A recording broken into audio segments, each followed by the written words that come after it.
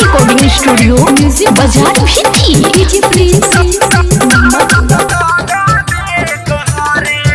हमर देह छोटे देखो जनी ऊपर से और सामान कोनो कम नहीं खराबर से फुटबॉल हकारी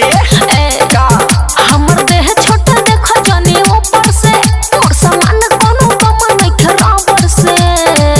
कितना लोग कोइले बाकी मन न हमर भरे जहिया पर बेते अहिरा के पाला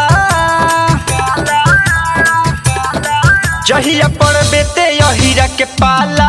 गोरी लगावे कहरे जहिया पर बेते अहिरा के पाला तहिया लगावे कहरे ऐसन बात बा तो तहरा का बुझाता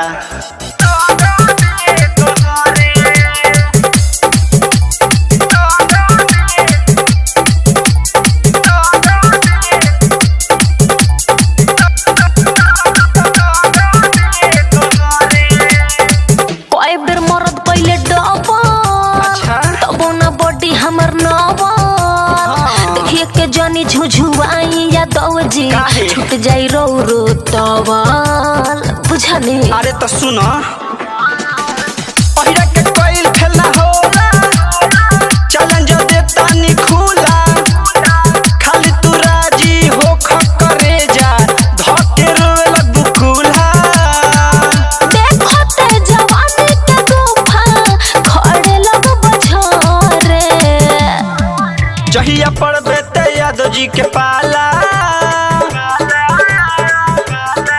जहिया पर बेते अहिरा के पाला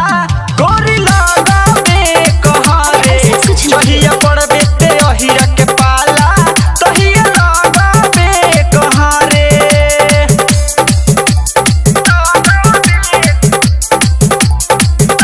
music by DJ Prince Parina तनिको फरा अच्छा पहले से गइल बा चरा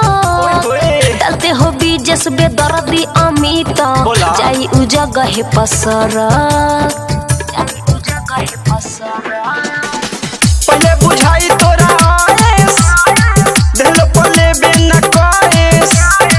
बंद हो जाई तोरा दिन वाला सिस्टम पेट में होखे लगी गएस सोनू साजन कहले बा नेहजिया ठहरे अच्छा जहिया पर बेते यादव जी के पाला जहिया पर बेते अहिरा के पाला गोरी लगावे कहरे जहिया पर बेते अहिरा के पाला दब के लगावे कहरे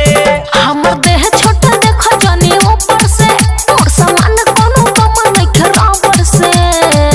कितना लोग कोइले बाकी मन न हमर भरे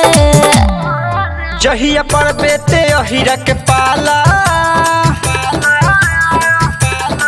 जहिया पर बेते अहिरा के पाला